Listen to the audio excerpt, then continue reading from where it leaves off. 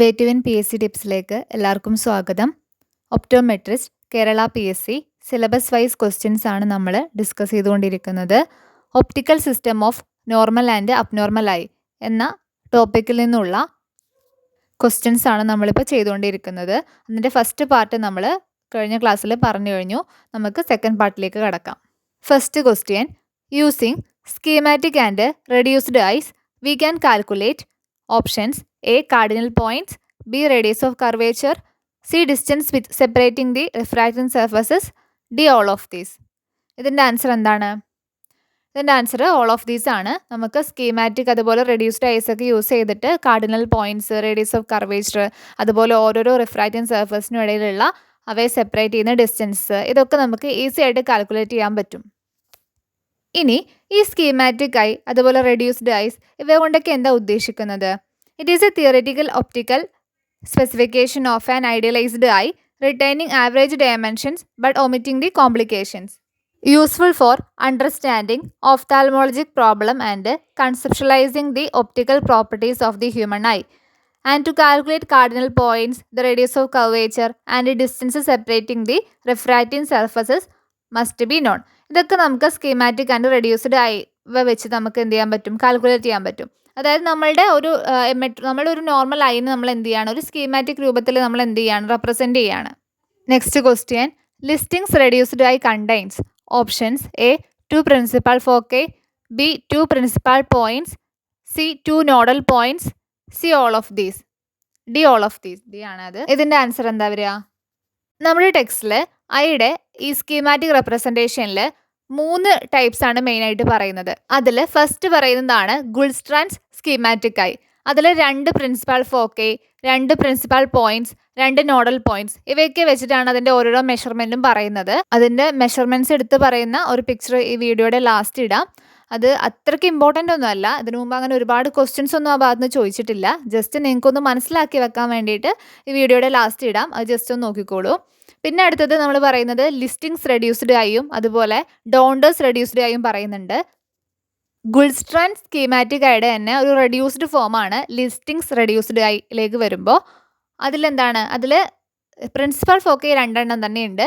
പക്ഷേ principal point എന്ത് ചെയ്യാണ്? ഗുൾസ്ട്രാൻഡിലുള്ള 2 പ്രിൻസിപ്പൽ പോയിന്റ്സിൻ്റെയും ആവറേജ് എടുത്ത് ഇവിടെ ഒരു സിംഗിൾ പ്രിൻസിപ്പൽ പോയിന്റ് ഉണ്ടാവുള്ളൂ. അതുപോലെ നോഡൽ പോയിന്റ്സും ഗുൾസ്ട്രാൻഡിൽ എന്തുണ്ടായിരുന്നു? 2 എണ്ണം ഉണ്ടായിരുന്നു. ഇവിടേക്ക് വരുമ്പോൾ അതിൻ്റെ ആവറേജ് എടുത്തിട്ട് ഒരു നോഡൽ പോയിന്റേ ഉള്ളൂ. ഇനി ഡോണ്ടേഴ്സ് റെഡ്യൂസ്ഡ് ഐയിലേക്ക് വരുമ്പോൾ അതിൻ്റെ റെപ്രസെൻറ്റേഷനിൽ നമ്മളുടെ ഈ ഒരു മെഷർമെൻറ്റ്സ് കണ്ടില്ലേ? ഇതിലെ മെഷർമെൻറ്റ്സ് ഒക്കെ പോയിന്റ് ഒക്കെ വെച്ചിട്ടല്ലേ? അതിൽ ആ പോയിന്റ് ഒന്നും ആവശ്യമില്ല. അതൊക്കെ കളഞ്ഞ് കറക്റ്റ് റൗണ്ട് ഫിഗേഴ്സിലേക്ക് ആക്കുകയാണ്. ഇതൊക്കെ ജസ്റ്റ് ഒന്ന് മനസ്സിലാക്കി വെക്കുക. അതിൽ നിന്നൊന്നും അങ്ങനെ ഇതുവരെ ക്വസ്റ്റ്യൻസ് ചോദിച്ച് കണ്ടിട്ടില്ല. അപ്പോൾ നമ്മൾ ക്വസ്റ്റ്യൻ ചോദിച്ചത് ഏതായിരുന്നു? ലിസ്റ്റിംഗ്സ് റെഡ്യൂസ്ഡ് ഐ കണ്ടെയ്ൻസ്. ഓപ്ഷൻസ് പറഞ്ഞത് 2 principal foci, 2 principal points, 2 nodal points, D all of these ആയിരുന്നു. പക്ഷേ ഇതിൻ്റെ ആൻസർ എന്താ വരിക? അപ്പം നേരത്തെ നമ്മൾ കണ്ടു ലിസ്റ്റിംഗ്സ് റെഡ്യൂസ്ഡ് ഐയിൽ പ്രിൻസിപ്പൽ ഫോക്കൈ മാത്രമേ 2 എണ്ണം ഉള്ളൂ. ബാക്കിയെല്ലാം 1 ഉള്ളൂ. ബാക്കിയെല്ലാം നമ്മുടെ ഗുൾസ്ട്രാൻ സ്കീമാറ്റിക് ഐയുടെ തന്നെ അതിൻ്റെ ആവറേജ് വരുന്ന മെഷർമെൻറ്റ്സ് ആണ് ലിസ്റ്റിംഗ്സ് റെഡ്യൂസ്ഡ് ഐയിൽ വരുന്നത്. ഇവിടെ answer option A 2 principal foci. Next question: anterior focal length of Listing's reduced eye. Options: A 14.5 mm, B 17.2 mm, C 19.5 mm, D 21.2 mm. ഇതാണ് ലിസ്റ്റിംഗ്സ് റെഡ്യൂസ്ഡ് ഐയുടെ റെപ്രസെൻറ്റേഷൻ. ഇതിൽ ആൻറ്റീരിയർ ഫോക്കൽ ലെങ്ത് ആയിട്ട് പറയുന്നത് principal point മുതൽ first principal focus വരെയുള്ള ആ ഒരു distance ആണ്. അതിവിടെ എത്രയാണ് കൊടുത്തിരിക്കുന്നത്? അത് 17.2 mm ആണ്. ഇതിൽ പോസിറ്റീവ് ഫോക്കൽ ലെങ്ത്തും പിന്നെ ടോട്ടൽ ഡയോപ്ട്രിക് പവറും ആ വാല്യൂസും കൂടെ ഒന്ന് നോട്ട് ചെയ്ത് വെക്കുക. പോസിറ്റീവ് ഫോക്കൽ ലെങ്ത് എന്ന് പറയുന്നത് 22.9 mm ആണ്. ടോട്ടൽ ഡയോപ്ട്രിക് പവർ എന്ന് പറയുന്നത് 58.20 ആണ് ലിസ്റ്റിംഗ്സ് റെഡ്യൂസ്ഡ് ആയി പ്രകാരം. ഇനി നമ്മുടെ ക്വസ്റ്റ്യൻ എന്തായിരുന്നു? Anterior focal length of Listing's reduced ആയി എന്നായിരുന്നു. ഇതിൻ്റെ ആൻസർ എന്താണ്? ഓപ്ഷൻ ബി 17.2 mm ആണ് answer. Next question: The line passing through center of cornea, lens and meets retina on nasal side of fovea is called. Options: A. Optical axis, B. Visual axis, C. Fixation axis, D. None of these. എന്താ ഇതിൻ്റെ answer? The line passing through centre of cornea, lens and meets retina on nasal side of fovea. ഇതിൻ്റെ answer option A optical axis ആണ്. Next question, the line joining fixation point, nodal point and fovea is called. Options A optical axis, B visual axis, C fixation axis, D none of these. ഇതിൻ്റെ answer എന്താണ്? Fixation പോയിന്റിനെയും nodal പോയിന്റിനെയും ഫോവിയനെയും തമ്മിൽ ഡയറക്റ്റായി connect ചെയ്യുന്ന axis എന്ന് പറയുന്നത് വിഷ്വൽ ആക്സിസ് ആണ്. ഓപ്ഷൻ ബി വിഷ്വൽ ആക്സിസ് ആണ് answer. Optical axis, visual axis, fixation axis, ആയിട്ട് റിലേറ്റ് ചെയ്തിട്ടുള്ള ഈ 3 ആക്സിസുകളും മനസ്സിലാക്കി വെക്കുക. ഒപ്റ്റിക്കൽ ആക്സിസ് എന്ന് പറയുന്നത് line passing through centre of cornea, lens and meats retina on nasal side of ഫോവിയ. Visual axis എന്ന് പറയുന്നത് line joining fixation point, nodal point and ഫോവിയ. And fixation axis എന്ന് പറയുന്നത് line joining fixation point and centre of rotation. ഇതിൽ ഏറ്റവും important visual axis ആണ്. അപ്പോൾ ഈ പറഞ്ഞവയൊക്കെ ഒന്ന് മനസ്സിലാക്കി വെക്കുക. Next question, the angle between visual axis and pupillary line is called. Options A angle alpha, B angle gamma, C angle kappa, D none of these. ഇതിൻ്റെ answer എന്താണ്? ഓപ്ഷൻ സി ആംഗിൾ കാപ്പയാണ് answer. Visual ആംഗിൾസിൽ വരുന്നതാണ് angle alpha, angle gamma, angle kappa. ഇതിൽ angle alpha എന്ന് പറയുന്നത് angle formed between visual axis and optical axis at the nodal point. And angle gamma എന്ന് പറയുന്നത് angle between optical axis and fixation axis at the centre of rotation. And angle kappa എന്ന് പറയുന്നത് angle between visual axis and pupillary line. Point on centre of cornea is considered as centre of pupil. ഈ 3 ആംഗിൾസും ഒന്ന് മനസ്സിലാക്കി വെക്കുക. Next, bending of light caused by edge of the aperture or rim of the lens is called. Options A diffraction, B refraction, C reflection, D coma. ഇതിൻ്റെ answer option A diffraction ആണ്. Bending of light caused by edge of the aperture or rim of the lens is called diffraction. Next question, spherical aberrations are less in human eye because of. Options A human corneal periphery is flatter than center, B in human lens central portions have greater intensity and greater curvature, C iris blocks the peripheral rays, only paraxial rays enter the system, D all of these.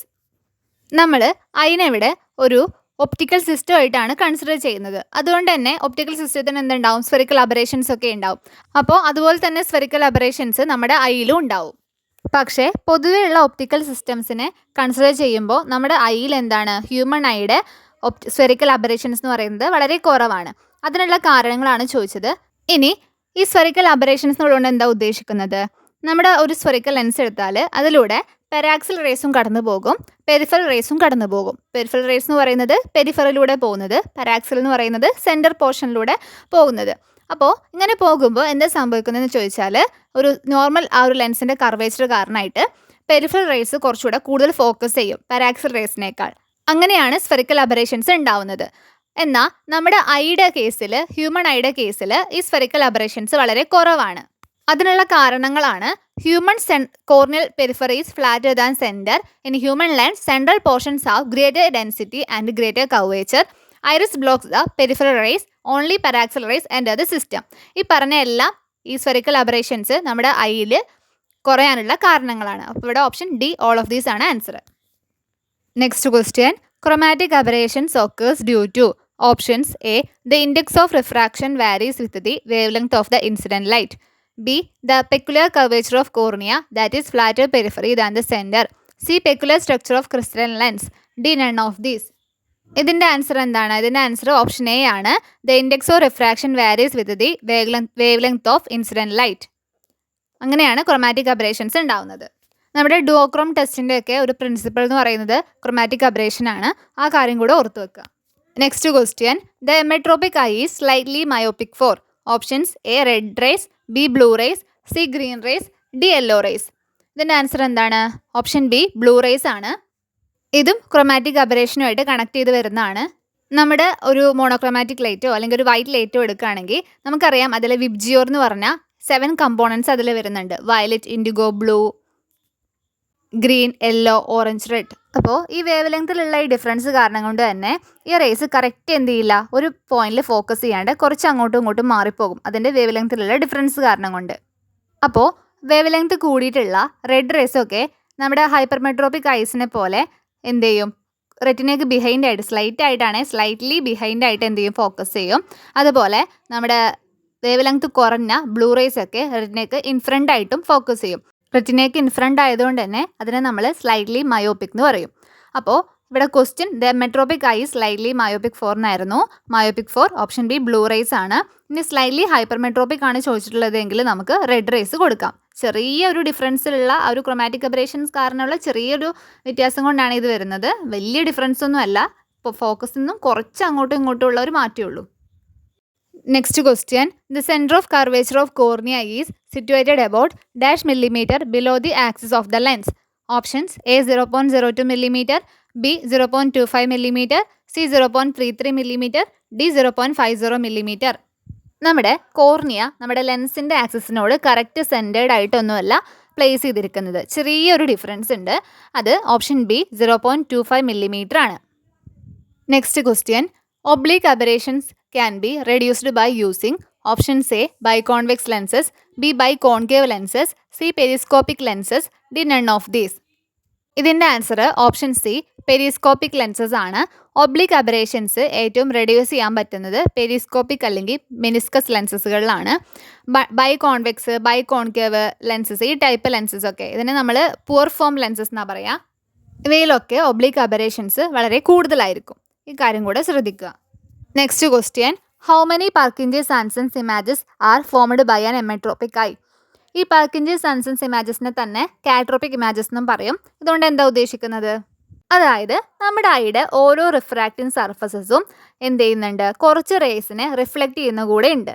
അപ്പോൾ അതൊരു reflecting raise ആയിട്ട് കൂടെ act ചെയ്യുന്നുണ്ട്. അപ്പോൾ അതുവഴിയാണ് എന്ത് ചെയ്യുന്നത്, ഈ Purkinje's Sanson's images നമുക്ക് കാണാൻ പറ്റുന്നത്. അപ്പോൾ നമ്മുടെ എമെട്രോപിക് ഐയിൽ അത് ഫോം ചെയ്യുന്നത് 4 എണ്ണമാണ്. ഓപ്ഷൻ ഡി 4 ആണ് answer.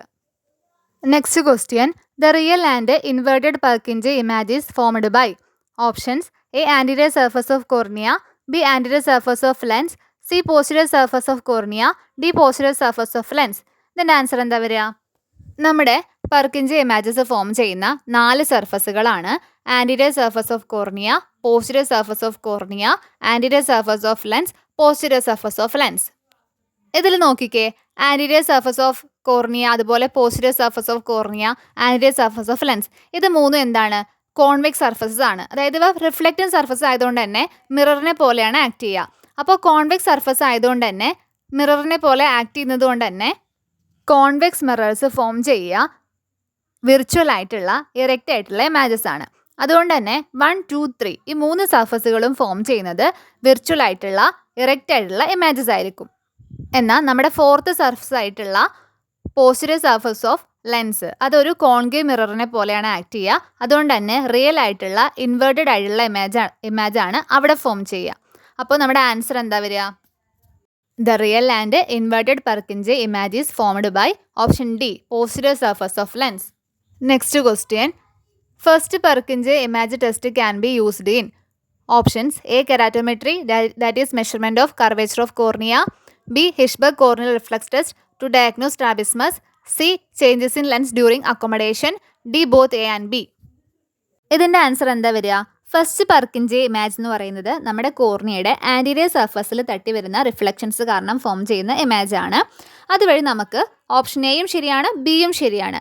കെരാറ്റോമെട്രി that is measurement of curvature of cornea, B Hirschberg corneal reflex test to diagnose strabismus. ഈ 2 കാര്യങ്ങളും എന്ത് ചെയ്യാൻ പറ്റും, നമുക്ക് ആൻറ്റീരിയർ സർഫസിലായതുകൊണ്ട് തന്നെ നമുക്ക് എക്സാമിൻ ചെയ്യാൻ പറ്റും, ഐഡൻറ്റിഫൈ ചെയ്യാൻ പറ്റും. അപ്പോൾ ഇവിടെ answer option D both A and B ആണ്.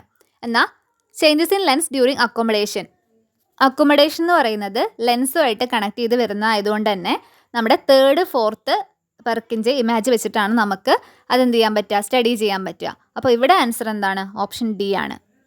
Next question which of the Purkinje images are formed in aphakic eye? Options A 1 and 2, B 2 and 3, C 3 and 4, D 1 and 4. ഇതിൻ്റെ ആൻസർ എന്താ വരിക? അഫാക്കിക് ഐ എന്ന് പറയുമ്പോൾ എന്തില്ല, അതിൽ ലെൻസ് ഉണ്ടാവില്ല, crystal lens ഉണ്ടാവില്ല. അപ്പോൾ നമ്മുടെ കോർണിയയുടെ ആൻറ്റീരിയറും പോസ്റ്റീരിയറും സർഫസും കാരണമായിട്ട് ഫോം ചെയ്യുന്ന ഇമേജസ് മാത്രമേ ഉണ്ടാവൂ. അപ്പോൾ ഇവിടെ ആൻസർ ഓപ്ഷൻ എ 1 and 2 ആണ്. ഇനി ഇത് വേറെ രീതിയിലും ചോദിക്കാം. നമ്മുടെ മെച്ചുവർ കാറ്ററാക്റ്റ് ഒക്കെ ഉള്ളവരിൽ എത്ര ഇമേജസ് ആണ് കാണാൻ പറ്റുകയെന്ന് ചോദിക്കാം. അതിലെന്താ ആൻസർ വരിക? അതിൻ്റെ ആൻസർ 1, 2 and 3 അവർക്ക് കാണാൻ പറ്റും. 4th നമ്മുടെ ലെൻസിൻ്റെ പോസ്റ്റീരിയർ സർഫസ് ഫോം ചെയ്യുന്ന 4th പെർക്കിൻജെ ഇമേജസിനെ അവർക്ക് കാണാൻ പറ്റില്ല. ഇനി സ്യൂഡോ ഫാക്കിക്കിലാണെങ്കിലോ, സ്യൂഡോ ഫാക്കിക്കിലും നമുക്ക് 4 ഇമേജസിനെ കാണാൻ പറ്റും. കാരണം അതിൽ എന്തുണ്ട്, ഓൾറെഡി നമ്മളൊരു ലെൻസ് പ്ലേസ് ചെയ്ത് കഴിഞ്ഞു. അപ്പോൾ അതിൻ്റെ ആൻറ്റീരിയറും പോസ്റ്റീരിയർ സർഫസും കൂടെ എന്ത് ചെയ്യും, ഇമേജസിനെ ഫോം ചെയ്യും. അപ്പോൾ ടോട്ടൽ 4 പെർക്കിൻജെ ഇമേജസ് തന്നെ ഫോം ചെയ്യും. ഈ പറഞ്ഞ കാര്യങ്ങളൊക്കെ ഇമ്പോർട്ടൻ്റ് ആണ്, എല്ലാം മനസ്സിലാക്കി വെക്കുക. അപ്പോൾ നമ്മൾ ഇന്ന് optical system of normal and അബ്നോർമലായി ഈ ഒരു ഭാഗത്തു നിന്നുള്ള ഒപ്റ്റിക്കൽ അബറേഷൻസ്, പെർക്കിൻജെ ഇമേജസ്, അതുപോലെ വിഷ്വൽ ആക്സിസ്, വിഷ്വൽ ആംഗിൾസ്, ഈ ഭാഗത്തു നിന്നൊക്കെ വരാൻ ചാൻസ് ഉള്ള ക്വസ്റ്റ്യൻസ് ആണ് നമ്മൾ ഡിസ്കസ് ചെയ്തത്. അപ്പോൾ നെക്സ്റ്റ് ക്ലാസ്സിൽ നമുക്ക് ഇതിൻ്റെ ബാക്കി വരുന്ന റിഫ്രാക്റ്റീവ് എറേഴ്സൊക്കെ ആയിട്ട് ബന്ധപ്പെട്ട വളരെ ഇമ്പോർട്ടൻ്റ് ആയിട്ടുള്ള ക്വസ്റ്റ്യൻസ് ഡിസ്കസ് ചെയ്യാം. അപ്പോൾ എല്ലാവരും സപ്പോർട്ട് ചെയ്യുക, ക്ലാസ്സുകളൊക്കെ കണ്ടിന്യൂസ് ആയിട്ട് കാണുക. താങ്ക്